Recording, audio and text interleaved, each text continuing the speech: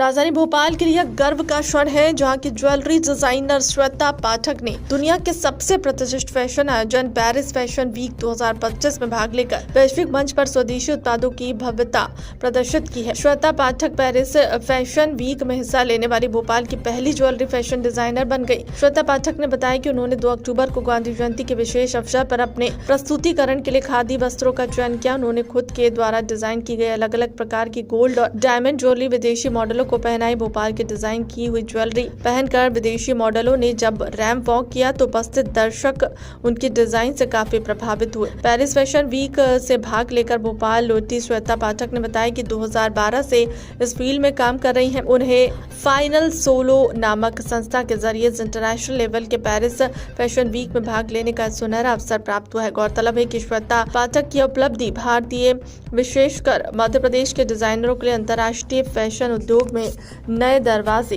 खोलती है।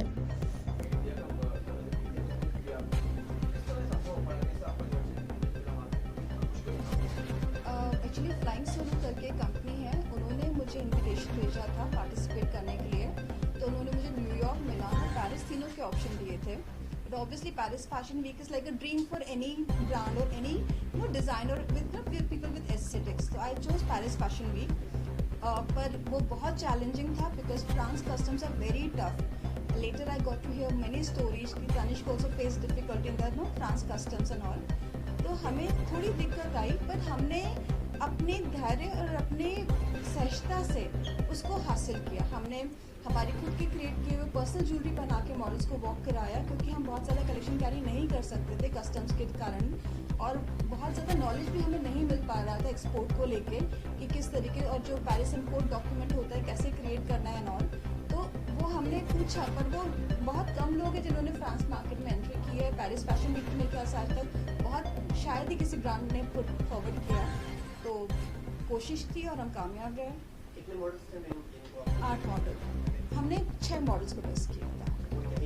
नहीं, वो सब बाहर के। एक्चुअली जो फ्लाइंग सोलो कंपनी है वो खुद कास्टिंग करते हैं, फिर सारे डिज़ाइनर्स वहाँ पे सब साथ में इकट्ठे बैठते हैं, फिर वो डिज़ाइनर्स को मैच करते हैं, तो कोलैबोरेशन कराते हैं।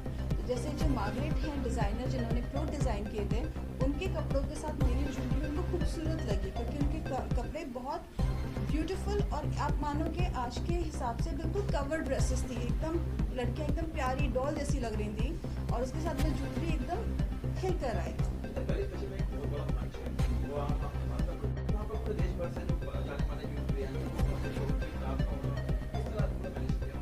देखिए, ये अपने आप में बहुत इतना किस्मत की बात है कि हमें वो अपॉर्चुनिटी मिली और हम वहाँ पे जा सके अपने कलेक्शन शोकेस करने के लिए।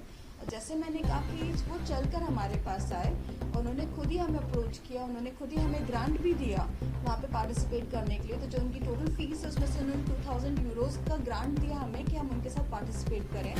और फिर जब इतने सारे डिज़ाइनर्स के बीच में एक बड़ी प्यारी सी जो फैशन डिज़ाइनर थी मार्गरेट, उनके क्लोथ्स के साथ हमारी ज्वेलरी को मैच किया, तो ये खुद दिखाता है कि हमारी ज्वेलरी कितनी खूबसूरत है कि वो उन्होंने इतनी बड़े डिज़ाइनर्स के साथ हमारी ज्वेलरी को मैच किया।